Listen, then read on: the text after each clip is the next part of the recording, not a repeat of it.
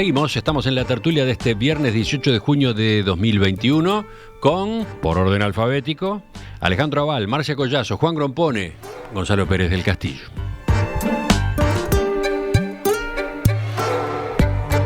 El Poder Ejecutivo comunicó ayer que los museos públicos y privados volverán a abrir sus puertas el próximo lunes, 21 de junio.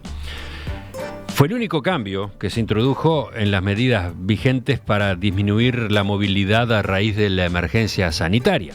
Las otras restricciones, que en principio regían hasta el 20 de junio, se mantienen una semana más, hasta el domingo 27. Los museos, que han sido muy golpeados en la pandemia, ahora se reencuentran con su público. Y a partir de esta noticia, a partir de esta rehabilitación, les pregunto, estimados tertulianos, ¿cómo imaginan el futuro de los museos? ¿Cambiarán después de este shock? Juan es el primero. Bueno, hay una única manera de que los museos en el Uruguay puedan desarrollarse. Es decir, y esto lo he dicho alguna otra vez en esta tertulia y voy a repetirlo, que es que los museos tienen que poder manejar dinero directamente. ¿Y esto qué significa? Significa poder vender materiales, como todos los museos del mundo hacen, y que es la fuente legítima de desarrollo y de sostenimiento del museo. En segundo lugar, significa poder cobrar entrada. Es decir, en el Uruguay está el tabú de que los museos tienen que ser gratis, ¿no? Y entonces creo que eso no es razonable. Es decir, los museos, especialmente los museos estatales y municipales, tienen que poder cobrar entrada. Y creo que para esto el mejor régimen que conozco es poner una entrada optativa. Es decir, ¿qué es lo que ha hecho el Museo Metropolitano de Nueva York? Que es un museo metropolitano, precisamente. Depende de la ciudad y es un museo público, no un museo privado. Entonces, lo que hay allí dice, entrada sugerida tanto, y él la paga el que quiere pagarla, ¿no? Es decir, creo que eso es muy bueno, porque entonces los participantes de los museos pueden contribuir de esa manera en forma directa al museo. Ahora, si no se hace esto, entonces los museos están condenados a la ruina y a no mejorar y a sobrevivir a gatas, porque dependen de la benevolencia del presupuesto. Tú estás planteando en realidad una discusión anterior a la pandemia, ¿no? Claro, pero la pandemia no tiene nada que ver con esto. Bueno, ahí está. Tú entendés que está pendiente este factor que viene de antes. La pregunta también puede apuntar a si después de este shock, después de todo lo que implicó la emergencia sanitaria, algo más tiene que cambiar en los museos. ¿Tienen respuesta ustedes? Pero más aún, porque la pandemia lo que hace es que los fondos se destinan a la pandemia, de modo que no va a haber fondos para los museos, menos que antes, ¿no? Uh-huh. ¿Manos levantadas? La de Marcia. Sí, pero no mano levantada nada. Y micrófono cerrado. Es un problema. Micrófono apagado. Lo había cerrado para hacer una cosita en el intermedio. En realidad yo creo que es un tema apasionante, pero también es un desafío un museo, porque vieron que en general se suele relacionar la palabra museo con algo inerte, con algo que no se mueve, con algo que permanece de una manera, si se quiere, hasta sin mayor sentido. Y no es así. Es decir, bueno, primero que nada, no siempre existieron museos. Los museos me parece a mí que, en general, lo que encierran son tesoros.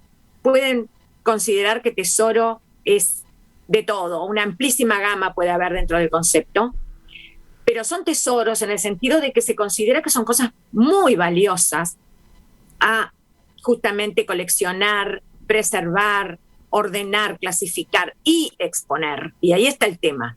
No siempre existió la exposición de tesoros, ni mucho menos, por lo tanto no había museos en toda la historia, creo yo, humana, hasta más o menos la Ilustración, el momento en que se empieza a valorar la acumulación y la transmisión del conocimiento de cara a las comunidades, a los pueblos, a los seres humanos, a su educación, a su formación, a su memoria. Antes no, antes había tesoros impresionantes, como en el Antiguo Egipto, o en cualquier otro lugar, pienso en la Edad Media, pero se guardaban o bien en los cofres de los castillos, o bien en los monasterios, en las abadías, y se escondían literalmente del ojo del mundo. Después lo que empezó a pasar, cuando empezaron a surgir los museos, lo que empezó a pasar fue una triste depredación, es decir, los países que tenían mayor poder, por el motivo que fuere, para hacerse con esos tesoros, y directamente depredaban. Pensemos en Francia, cuando toma España a partir de 1808, bueno, en fin, se abrieron tumbas como hasta la tumba del Cid Campeador. No sé si había algún resto allí, pero se profanaron. Lo mismo la de Santiago, el mártir de Compostela y tantas otras. Lo mismo en Egipto. Entonces empezó como depredación, pero hoy en día me parece que la mejor definición de museo es la de patrimonio inteligente. ¿En qué sentido? En el sentido justamente de inteligencia, de búsqueda, de intelección racional, de orientación y de transformación, de un museo vivo. Eso es lo apasionante de un museo, que vaya al compás de las generaciones y les dé sentido no solamente a nuestro pasado, sino a nuestro hoy, a nuestro presente. Esa es la mayor riqueza, me parece, de un museo. Sí, Alejandro.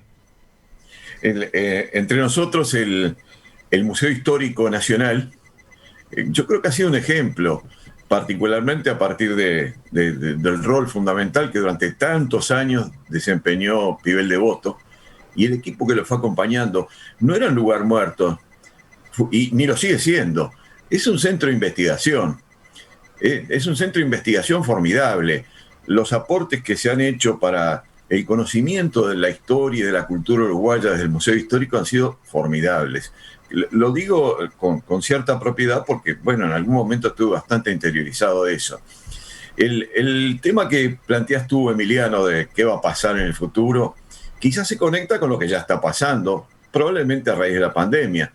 Y es que los museos no abrieron las puertas en general de manera presencial, sino virtual. Había una transformación muy importante.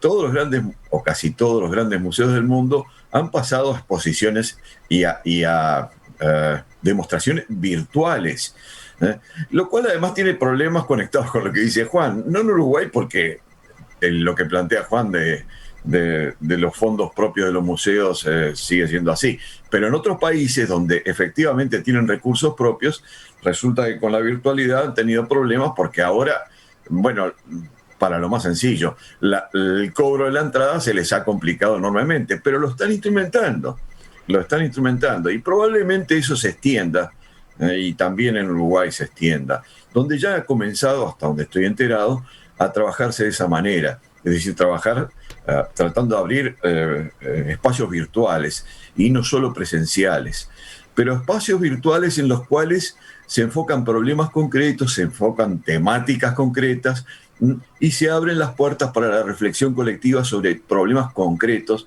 vinculados al patrimonio que cada uno de esos museos tiene en sí mismo. Va a cambiar, ya ha cambiado y va a seguir cambiando, eso es indudable, lo cual, por supuesto, también se puede combinar con lo que dijo Juan, que es la necesidad de que los museos puedan disponer por un sistema quizás como el que propone Juan o algo parecido, puedan disponer de recursos propios, ¿verdad? Creo que no deja de ser un tema importante ese, más en momentos de restricciones presupuestales como los que tenemos ahora.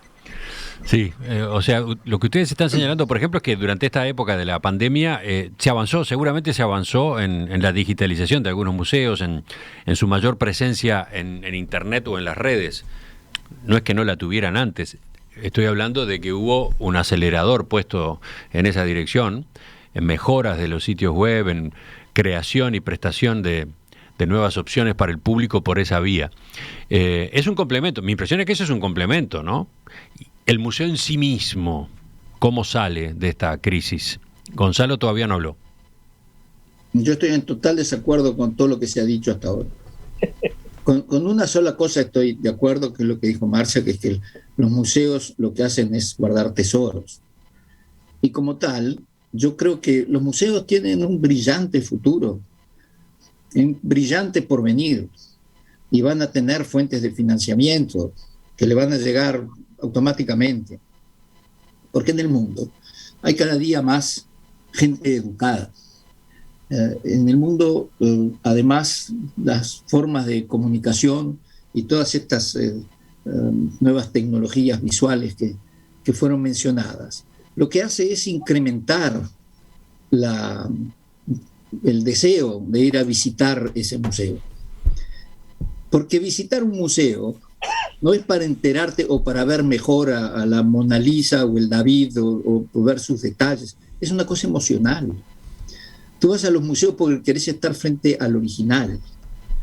El original hoy día lo tenés visto de 1000 maneras y posiblemente mucho mejor sentado en tu casa en la televisión.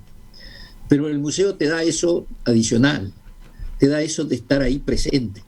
Sí, Además, y a veces, dependiendo de la obra, de estar adentro de la obra, ¿no? Adentro mismo de la obra. Sí, es emocional. Es decir, vos te parás frente a la Mona Lisa y es totalmente distinto que cuando ves todos los días la figura de la Mona Lisa con su sonrisa enigmática, y es la misma, no es que llegás a la Mona Lisa real y te encontrás con que te está sonriendo en forma distinta. Es exactamente la misma. Pero estás parado frente a la Mona Lisa. Eso se llama vivencia, Gonzalo. ¿Ves? Ella está de acuerdo conmigo, vivencia. Yo no lo sabía, pero ves, la vivencia es lo que importa.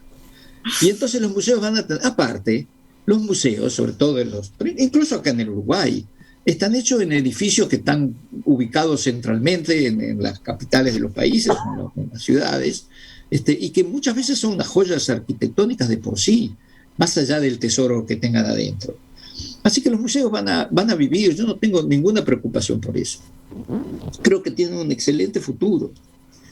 Y a medida que haya más gente educada y a medida que el mundo en general esté más educado, va a haber más interés por ir a visitar y por ver la forma en que, habiendo ese interés, se pueda conseguir dinero para financiarlo. Eso es de menor importancia. Yo creo que lo que dice Juan, no estoy en contra de lo que dice Juan. Es cierto, hay algunos museos en que la entrada es voluntaria o la podés pagar. Si lo haces en el Uruguay, no creo que tengas mucho éxito con esa estrategia. La difusión por los medios, por Internet, para simplificarlo, la difusión a través de Internet de la actividad y del patrimonio de cada uno de esos museos, yo creo que ayuda mucho también a fomentar, la necesidad en quienes están observando eso de también verlo presencialmente. O sea, es casi evidente de que te despierta el interés de ir y estar adelante para tener eso que han llamado, Marcia, vivencias directas, y a lo cual tú te has referido, Gonzalo. Pero ha cambiado porque la difusión recién existe ahora. No necesariamente los 2 últimos años, pero prácticamente se ha acentuado muy fuertemente en estos 2 últimos años. Y si uno quiere ingresar a los museos del mundo, lo puede hacer por Internet. Y lo que te da es ganas de ir. Te da ganas de ir y estar ahí. Ahora, también es cierto que gracias a estos medios nuevos de difusión es que se puede interactuar de una manera distinta con el patrimonio de cada uno de esos museos. Es algo diferente. En eso sí creo que está cambiando todo. No necesariamente por fruto de la pandemia, pero muy acentuado gracias a la pandemia. Un ejemplo interesante de la diferencia entre mirarlo por Internet o estar ahí es el Museo Blanes nada más, ¿no? El Museo Blanes acá en Montevideo, en el Prado. Allí, por ejemplo, se puede, ¿cómo decirlo?, estremecer la gente colocada frente al desembarco de los 33 orientales, el clásico de Blanes. ¿Cuántas veces lo vimos, no? ¿Cuántas veces encontramos fotos de mayor o menor tamaño? Ahora, tenerlo allí, delante, con sus dimensiones, y sus colores, a partir de la restauración, etcétera, es otra experiencia. Y si vamos al arte contemporáneo, también en el Museo Blanes se va a volver a ver ahora la instalación de Ricardo Pascale, el espacio integrado, que está formado por 68 cuerdas que forman curvas catenarias, que ocupa todo un ambiente, todo un salón. Bueno, la gracia está en estar allí, ¿no? Meterse adentro, pasar por abajo, por el costado. Por más que haya visto uno el mejor video, porque se han hecho buenos videos de esa obra, otra cosa es tenerla ahí, a la mano. Absolutamente. Sí. A mí me pasó con el Museo Antropológico, que en la casona de los Mendilarzu, ¿verdad? En Avenida de las Instrucciones, creo que es. Es toda una experiencia vital, desde que uno se va acercando hasta que uno ingresa, una especie de mezcla, ¿verdad?, entre lo que se exhibe en ese museo, lo que está allí y el ambiente que nos rodea. Es espectacular, ¿no? En su momento yo les confieso que incluso escribí un poema sobre ese recorrido, que no sé ni dónde lo tengo. Lo tiene que mostrar ahora. Ahora lo tiene que mostrar. Pero les voy a contar una anécdota. Sí, no, les voy no a se contar. puede decir escribir un poema sin presentarlo, Marcia. Es regla pero de lamentablemente me acabo de acordar, Gonzalo, y no sé dónde lo tengo. Pero sí les quiero contar que hice una performance en su momento con otras personas, con otros, artistas, muchos artistas vinculados a diferentes expresiones, teatro, música, etcétera. Y yo me puse un vestido rojo, largo hasta los pies, y me pidieron que fuera la guía de los visitantes ese día. Era un día de patrimonio, no recuerdo, hace ya bastante tiempo de esto. Pónganle que haya sido por el 2006. Y entonces guié a los visitantes y en determinado momento les empecé a recitar ese poemita que había escrito, porque era un poema que era como irles presentando todo. Bueno, yo lo viví con mi vivencia, ¿viste, Gonzalo? Con mi vivencia me estremeció poder estar en la piel no de una guía, porque yo no sé quién para ser guía de un museo de ningún tipo, pero bueno, sí para guiar a los visitantes a través de unos versitos muy sencillos, muy humildes. Y fue una experiencia inolvidable. Así que creo que tengo muchas ganas de volver a los museos. Es una buena noticia.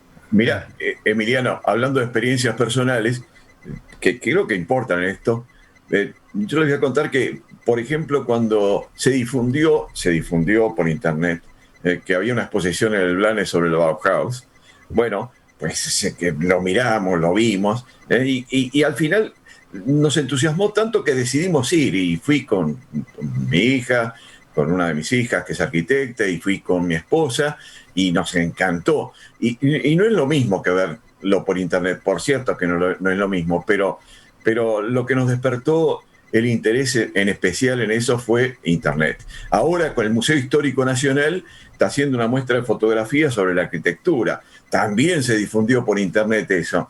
Y bueno, ¿qué fue lo que hizo? Despertó el interés, y ahora estoy comprometido con otra de mis hijas, que también es arquitecta, a ir ahí, porque nos entusiasmamos tanto con esa muestra que resolvimos ir a verla directamente, aunque ya habíamos visto bastante en internet.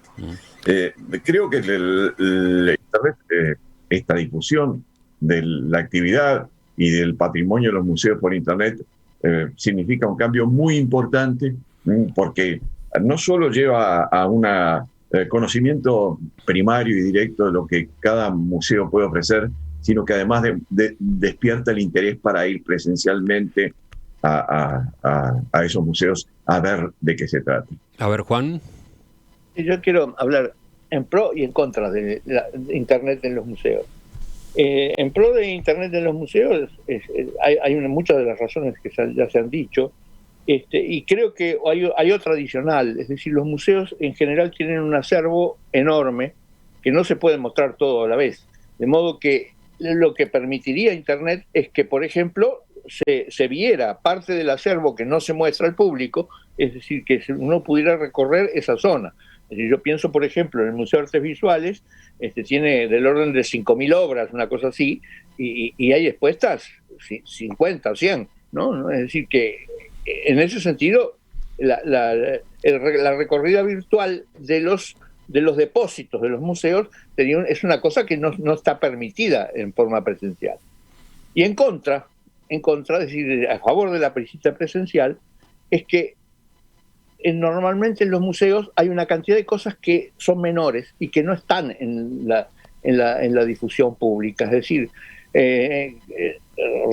volviendo al ejemplo de la Mona Lisa en el Louvre, En el Louvre lo que uno ve cuando ve la Mona Lisa, ve 400 japoneses y tal vez entre medio de las cabezas de los 400 japoneses, a lejos, tal cual, detrás de un vidrio, la Mona Lisa que lo espera. Y al costado hay otras obras de Leonardo, y a los costados hay otras muchas cosas más interesantes, ¿no? Inclusive tan interesantes o más que la propia Mona Lisa. Es decir, que es interesante la recorrida personal de los museos, es porque uno encuentra detalles, cosas que no son famosas, pero que a uno le pueden importar muchísimo.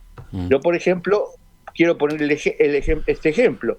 En la sala principal, donde se exhibe la llamada Ronda Nocturna de Rembrandt, ¿no? Que es impresionante, es una cosa enorme y llena de público, al costadito está la sala de Vermeer, con 4 Vermeer, ¿no? Entonces, que la Ronda Nocturna puede impedir que uno vaya a la salita que está al costado, ¿no? Que tiene esas otras 4 obras maestras tan importantes como la Ronda Nocturna, ¿no? Es decir, creo que está eso, ¿no? Eso de los detalles que no son el gran espectáculo y que a veces a uno le interesa mucho más. Y por eso antes de entrar a un museo de esos hay que elegir, ¿verdad? Con tiempo lo que uno va a mirar. Dice Natalia, desde la audiencia, el mejor museo que visité, el Museo Judío de Berlín. Te expone a vivir el desarraigo.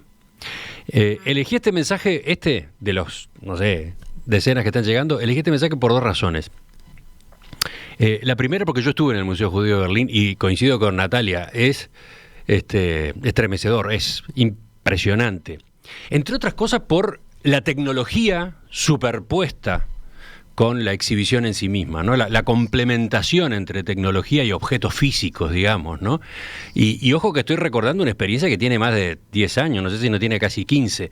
Me imagino que ahora esa tecnología a su vez debe estar actualizada. O sea que desde ese punto de vista es mucho más interesante todavía ese ejemplo. En Alemania hay muy buenos museos, ¿no? Una técnica museística de vanguardia en muchos sentidos. Pero el segundo motivo por el cual elegí este mensaje es porque creo que abre una especie de caja de Pandora.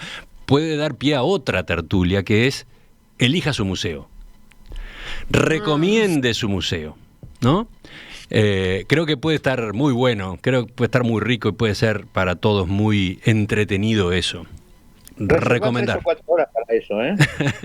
Podemos empezar con museos de Uruguay, nada más. Podemos empezar con museos de Uruguay. Estoy seguro que ahí nomás va a resultar, vamos a encontrar un espectro muy, pero muy atractivo.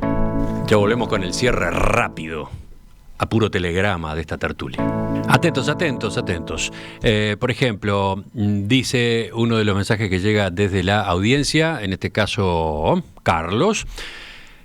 Juan dice que los que rodean a la Mona Lisa en el Louvre son japoneses. Error.